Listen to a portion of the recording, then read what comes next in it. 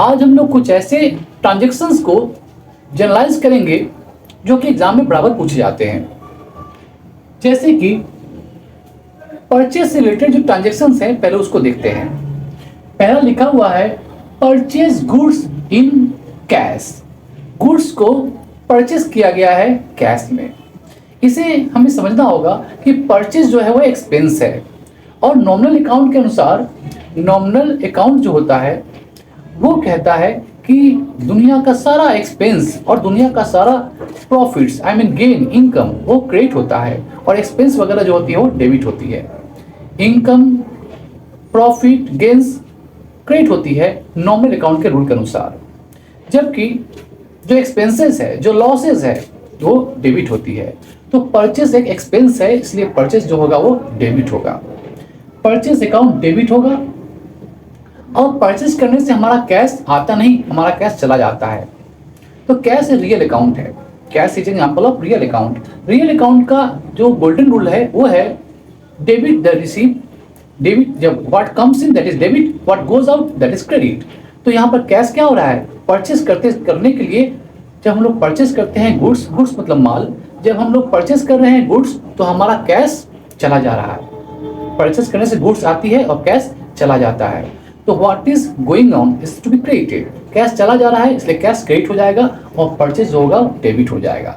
Purchase account debit to cash account, इसका journal entry होगा। यहाँ दो, एक डेबिट एक क्रेडिट होगा।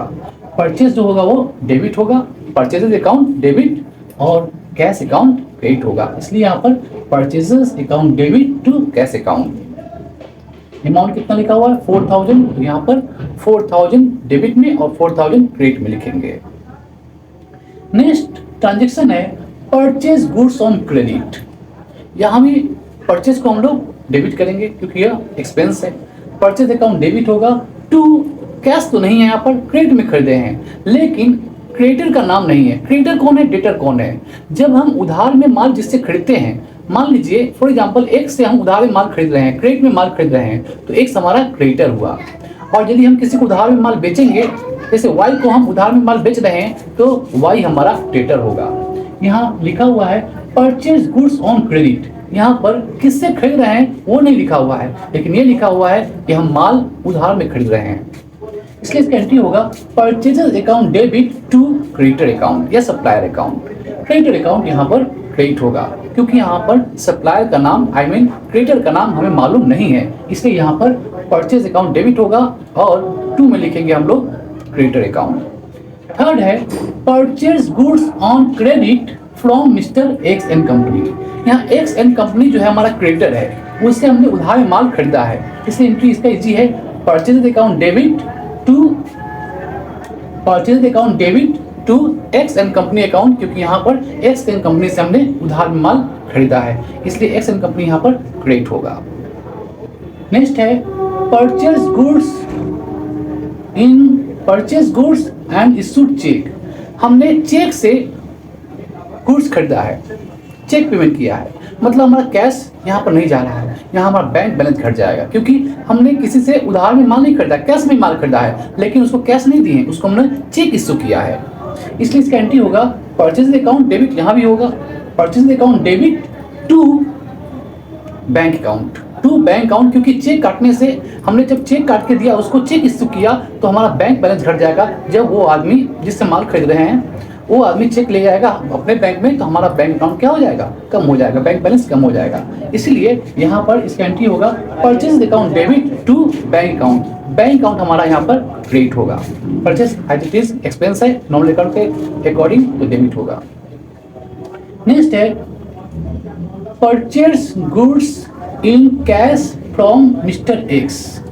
मिस्टर एक्स से हमने परचेज किया गुड्स माल, लेकिन कैश में, तो यहाँ पर परचेज अकाउंट तो डेबिट होगा ही, परचेज अकाउंट डेबिट होगा, लेकिन क्रेडिट में क्या होगा, मिस्टर एक्स या कैश।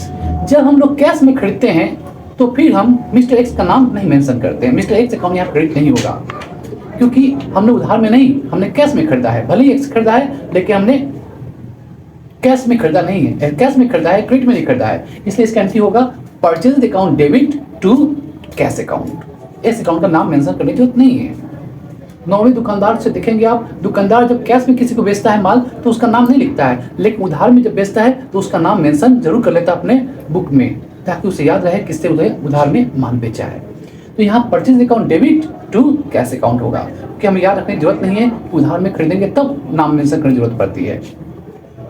नेक्स्ट है purchase furniture in cash 10,000। Furniture खरीदे हैं, फर्नीचर एक एसेट है।